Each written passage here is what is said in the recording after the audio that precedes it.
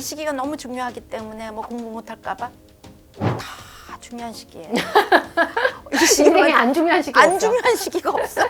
얘가 성인 되고 할 때까지 살아 있겠어요? 없죠. 언제까지 얘를 끌고 가겠어요? 없죠. 나는 그냥 그 판단할 수 있고 자기가 스스로 생각할 수 있는 그 능력을 키울 때까지만 부모는 뒤에서. 뒤에 있는 거예요. 대기자 TV. 근데 맨 처음에 일탈을 대하는 첫 번째 자세가 굉장히 중요할 것 같아요. 중요하죠. 그때 윽박지르거나 그러면 아이는 마음을 닫아버리잖아요. 네. 아이가 어떤 행동이든 청소년기에 생각지도 못한 행동을 했었을 때 부모의 첫 반응은 어때야 될까요? 일단은요, 묵인하고 가요. 알고 봤더니 우리 애가 왕따 피해자였다. 심지어는 왕따 가해자였다. 이런 엄마들 많거든요. 몰랐다. 몰랐다라고 하는데 그걸 알면은 이제 너 그거 뭐냐 어쩌냐 그러고 난리가 납니다. 초등학교 들어가는 아이들한테 나타난 거가 상상이 많아지거든요.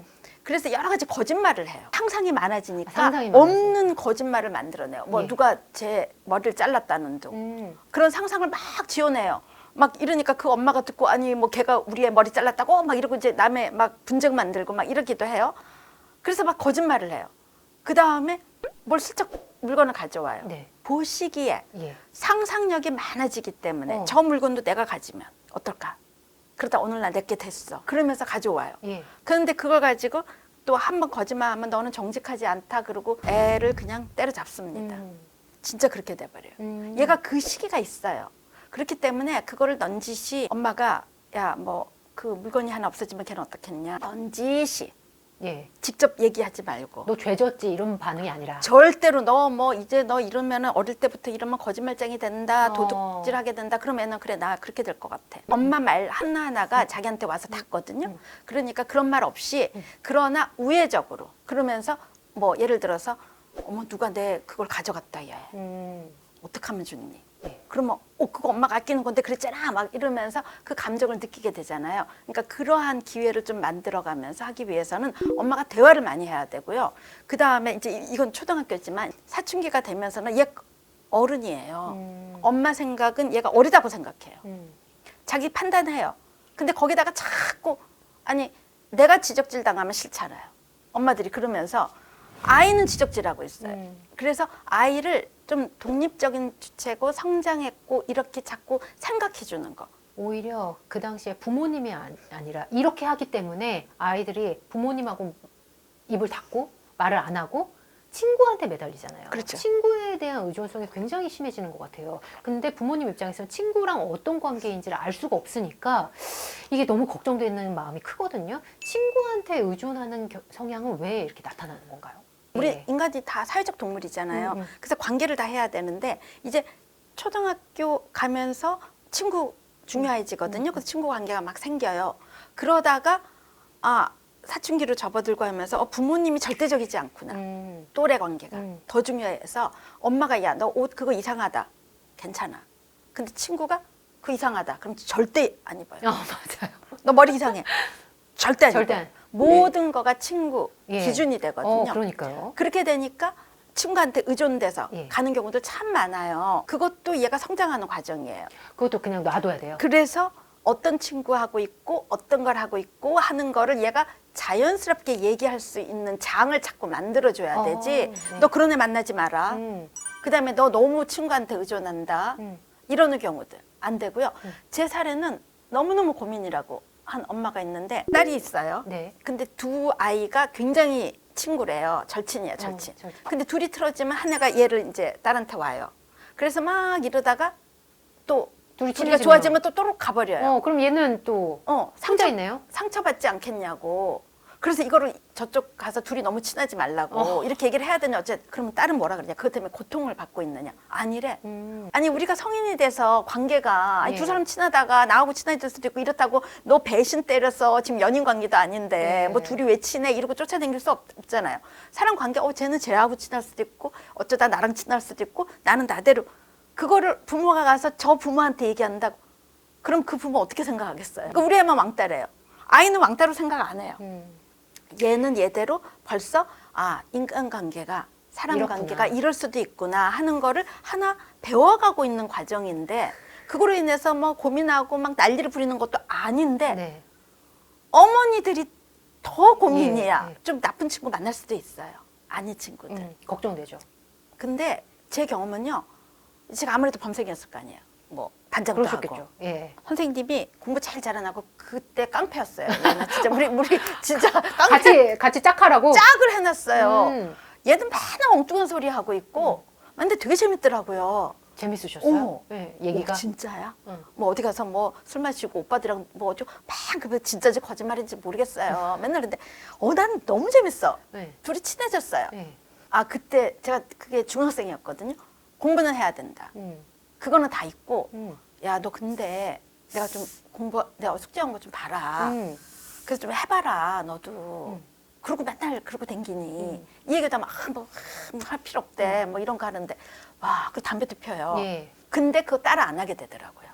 아 이건 아니다라고 생각이 드니까 예. 새로운 세상이 있구나. 예. 이런 세상도 있구나 하는 게 내가 간접 경험을 하고 있지. 네. 걔처럼 가서 막 휩쓸리게 안 되더라고요. 그러면 걔처럼 휩쓸리는 아이랑 교수님 같은 사례가 있을 거잖아요. 그럼 왜 차이가 있을까요? 그러니까 그때 이제 우리 엄마 몰랐을 거예요. 만약 저희 엄마가 굉장히 막 극성 엄마라서 알았으면 쫓아가서 쫓아갔겠죠. 우리 예. 근데 내가 얘기도 안 했어요. 예. 내가 그 판단력이 있는데 그때 생각에 그 정도만 돼도 나는 어른이라는 생각이 드니까 여기서 내가 잘 해나가야 되겠다 하는 거가 스스로가 만들어져 있기 때문에 그거를 만약 엄마가 간섭하기 시작했으면 네. 나는 더 삐딱하고 쟤랑 진짜 가서 오늘 저녁에 걔 뭐 오빠들 만나는데 나도 가봐야지 하고 쫄래쫄래 따라갔을 수도 있을 것 같거든요. 모든 게 외부의 영향 당연히 있을 수밖에 없지만 중요한 건 나네요. 나예요. 그러니까 부모님들이 어릴 때부터 얘가 자꾸 사고할 수, 뭐 어리다 그랬지만 지금이라도 시작해도 돼요. 네. 뭔가 같이 얘기도 하고, 예.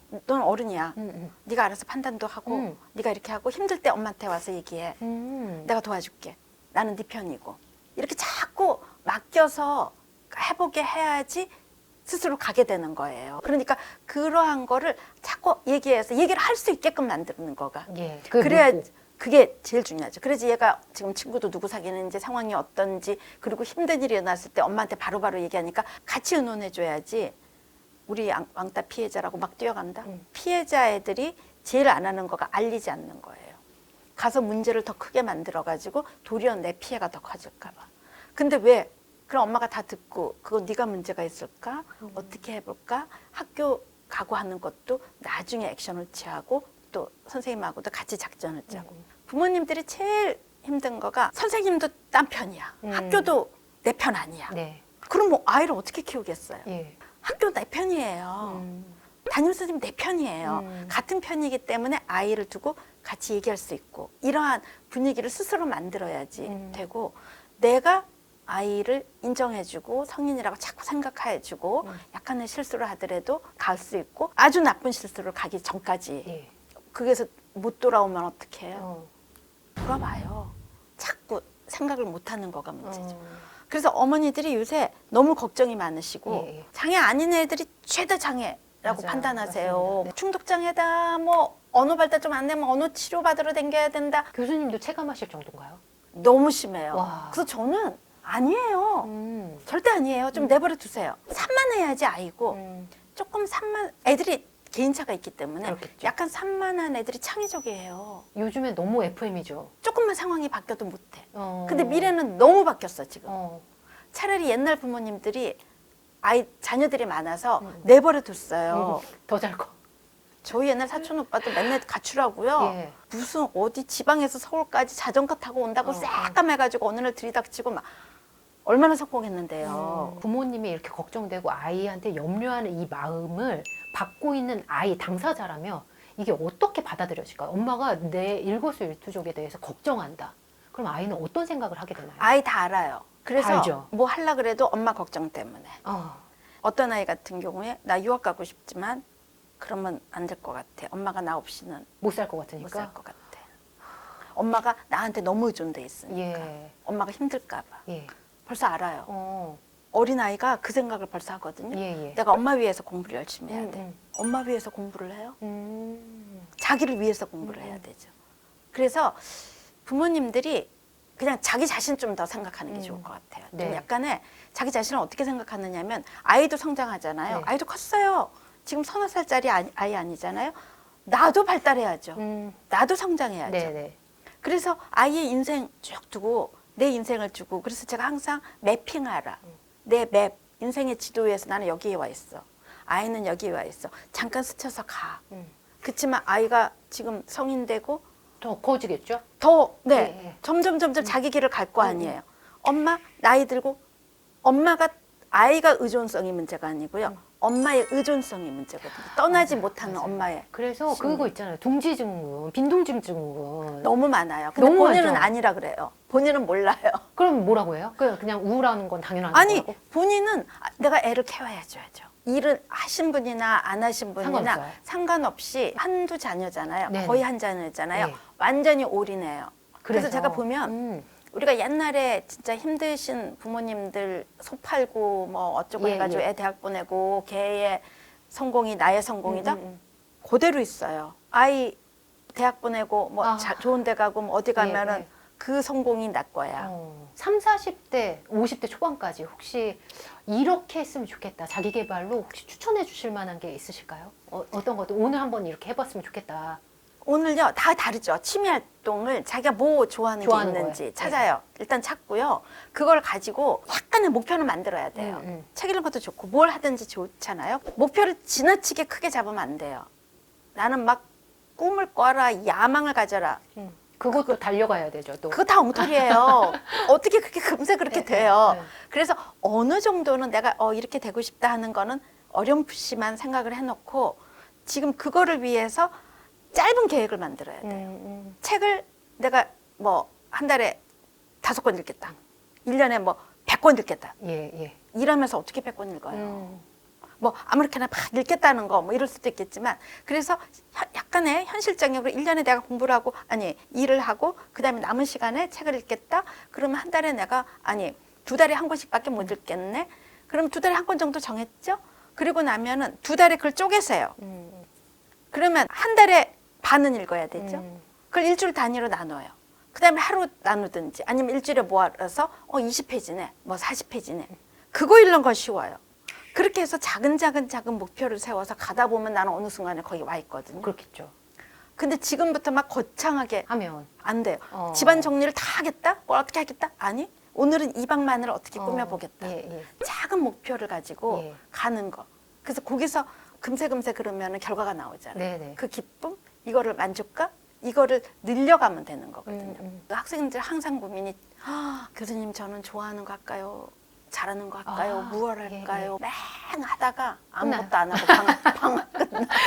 그건 이제 40대, 50대 똑같습니다. 똑같아요. 예, 시도도 안 하고. 뭐 이거 해볼까 저거 해볼까 막 이러다가 그래서 저는 법에 어긋나는 것 빼고는 뭐든지 해보라 그러거든요. 해보고 네. 죽어도 이건 못하겠어. 예. 죽어도 이거 나도 안 맞아. 싫어. 그러는 것만 하나씩 끊어내면 돼요. 좋아하는 게 뭔지 모르겠다 그러잖아요. 예. 자기 좋아하는 거 진짜 뭔지 몰라요. 그게 인간이거든요. 어렵죠. 그러면 내가 정말 싫어하는 것부터 속아내고. 속아내요. 예. 진짜 한번 해보고 예. 안 해보고 막 여러 개 따지지 말고요. 시도하는 거가 중요해요. 그래서 제가 항상 하는 얘기가 법에 어긋나는 것 빼고는 빼고는 다 해라. 이거는 10대도 할 수 있을 것 같고 모든 연령대에 다 상관없을 것 같아요. 약간 뭐 이 시기가 너무 중요하기 때문에 뭐 공부 못할까 봐 다 중요한 시기예요. 이 인생에 안 중요한 시기 안 없어. 중요한 시기가 없어요. 그거를 조금 더 보면서 애가 변별할 수 있고 사고할 수 있고 판단할 수 있는 능력을 키워 나갈 수 네. 있도록 부모는 그거에 장을 여러만 주어서 가는 거. 얘가 성인 되고 할 때까지 살아 있겠어요? 없죠. 언제까지 얘를 끌고 가겠어요? 없죠. 나는 그냥 그 판단할 수 있고 자기가 스스로 생각할 수 있는 그 능력을 키울 때까지만 부모는 뒤에서. 뒤에 있는 거예요. 지금 이 메시지를 이번에 내신 책 서울대 석학이 알려주는 자녀교육법 곽금주 교수님 편에서 좀 나눠주셨잖아요. 특히 네. 사춘기 자녀를 둔 부모님들을 위해서. 이 책에서 나왔던 메시지 오늘 마지막으로 꼭 들려주고 싶은 메시지가 있다면 저희 구독자님께. 네. 강조한 거는 부모님도 발달하고 있다. 그래서 부모님 관련된 발달 관련된 챕터가 나옵니다. 아이 발달만 생각하지만 나도 지금 30대, 40대, 50대 가고 있어요. 부모도. 근데 부모는 그 생각을 못 하고 있거든요. 그래서 우리 아이가 더불어 커갈 수 있도록 나도 달라져야 되고 나도 성장을 해야 돼요. 네. 그러기 위해서 여러분들이 공부도 더 하고 심리학 공부 살짝 합시다. 그렇게 하고 내 인생도 한번 내 인생의 지도 위에서 내가 어느 위치에 있고 아이의 인생의 지도는 어디에 위치해 있고 지금 내가 아이를 위해서 어느 정도 역할을 해주고 이제는 서서히 자기 길을 남은 인생의 지도를 살아간다. 그러한 마음으로 조금 더 공부하고 조금 더 노력하고 그다음에 무조건 아이를 탓하지 말고 이 아이로부터 받는 나의 심리적인 변화 이러한 것도 내가 왜 이렇게 생각을 하지? 이게 옳은 걸까? 하는 거를 생각해 보면서 부모 또한 성장, 발달해 나갔으면 어떨까 하는 생각이 듭니다. 네, 오늘 곽건주 교수님의 조언이 사춘기 자녀를 둔 분들께 많은 귀하게 다가갔을 것 같습니다. 장시간 함께해 주셔서 감사합니다.